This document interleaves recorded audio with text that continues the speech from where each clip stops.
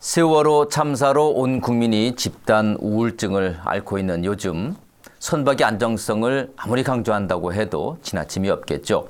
오늘 이 시간은 지역의 선박 설계 전문가로 천안함을 설계하고 건조한 나영우 휴먼 중공업 대표 모셨습니다. 어서 오십시오. 예, 반갑습니다. 네, 나 대표께서는 선박 설계 전문가로 이번 세월호 참사를 보셨을 텐데요. 세월호 참사, 그 참사의 원인으로 지목되고 있는 평형수, 이게 왜 중요한지 설명을 좀 해주시겠습니까? 간단하게 한마디로 설명하기가 쉽지는 않습니다만은, 가장 기본적인 걸 말씀드리면 일반적으로 평형수는 복원력에 아주 밀접한 관계가 있습니다. 우리가 이 가장 요즘 많이 화두로 떠오르는 복원력이라는 것은 무게 중심과 부리의 중심의 차이를 복원력이라고 부릅니다. 쉽게 말해서 무게 중심이 여기 있으면 부리의 중심은 여기 있습니다. 그러면 무게 중심과 부리의 중심의 그 사이의 거리를 복원력이라고 보면 됩니다. 그런데 평형수는 평형수를 만약에 비웠을 때는 무게 중심을 올리는 역할뿐만 아니고 부리의 중심을 내리는 역할을까지 하기 때문에 다른 무게 중심을 올리는 것보다는 2배, 3배 더 나쁜 결과를 가져오는 그런 아주 복원력에 나쁜 영향을 차지합니다. 그러니까 이번 세월호 참사의 평형수가 큰 문제였다. 결국 평형수를 빼므로써 복원력에 문제가 있었다는 얘기죠. 그렇죠. 그렇다면 평형수를 빼서 복원력에 문제가 있다는 부분을 사전에 점검할 수 있는 부분이 시스템이 없었습니까? 분명히 있죠.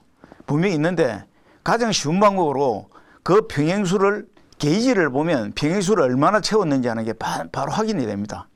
그래서 게이지를 보고 평형수를 확인하고 그다음에 무게중심이 얼마만큼 올라가느냐 하는 거는 평소에 만재를 실었을 때 그 배에 화물을 얼마나 실었을 때 위치를 벗어난 만큼의 화물을 얼마나 실었냐를 보면 그건 확인이 가능하다고 봅니다. 그래서 아마 그것 때는 분명히 확인을 하지 않았기 때문에 그걸 무시하고 복원력에 충분히 상실이 왔음에도 출항을 했다고 봅니다. 결국 평형수의 가장 큰 원인이 있었다고 볼 수가 있겠습니다만 세월호 참사에서 구조적인 결함 같은 것은 보시지 못했는지요?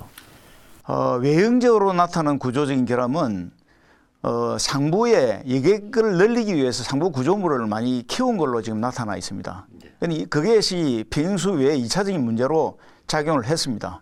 그런데 그것은 분명히 승급을 통해서 승인을 받았다고 하니까 그 외에 선사에서 얼마나 많은 구조 변경을 했느냐는 지금 확인할 길은 현재로서는 없습니다. 그런데 잠수사들이 들어가서 여러 가지 확인을 해본 결과 도면과 너무나 많이 틀리다는 이야기를 계속해서 하는 걸로 봐서는 아마 승급의 확인을 거치지 않는 선사 임의로 구조 변경을 많이 했으리라고 봅니다. 그 역시도 복원력을 상실하게 위한 큰 원인이 되리라고 봅니다. 네, 결국 평형수 문제뿐만 아니고 구조적 결함의 가능성도 있다는 말씀이시군요. 예.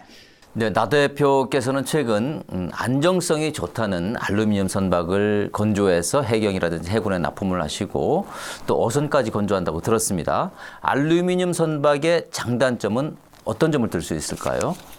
제일 큰 장점은 친환경적입니다. FRP는 여러 가지 환경 오염을 유발시킵니다. 건조할 때도 환경 오염을 유발시키지만은 결국은 폐선할 때는 상상을 초월하는 환경 오염을 시킵니다. 그래서 이미 선진국에서는 FRP로 된 어선은 건조를 못하게끔 이미 법적 규제가 되어 있습니다. 두 번째로 알루미늄 어선은 중량을 건조할 때부터 수년간 계속해서 배를 운항해도 중량이 늘어나지 않습니다. 그렇지만 FRP는 가면 갈수록 적층을 계속하고 또 그 섬유질이 계속해서 바닷물 해수를 빨아들이기 때문에 중량이 계속 무거워지기 때문에 유류가 갈수록 더 많이 듭니다. 그래서 알루미늄 어선은 그런 걸 하지 않습니다. 그 다음에는 단점은 가격이 좀 비싼 게 유일한 단점이었습니다. 그런데 지금은 알루미늄이 워낙 가격이 안정화되어 있고 FRP 가격은 올라가기 때문에 5년 내지 한 7년이면 이미 추가된 성과를 오버하고도 훨씬 더 경제적으로 유리하다고 판단하고 있습니다. 이번 세월호 참사를 보시면서 많은 점을 느끼셨을 텐데 선박 설계 전문가로서 이번 세월호 참사를 보시면서 정말 우리가 이 부분은 정말 깊이 반성해야 되겠다. 정말 뼛속 깊이 새겨야 될 부분이다라고 생각하시는 부분이 있다면 말씀을 해주시죠. 한 세 가지로 요약해서 말씀드리겠습니다. 첫째는 여객을 운송하는 선사의 어떤 그 안전불감증을 하루빨리 치유해야 된다고 봅니다.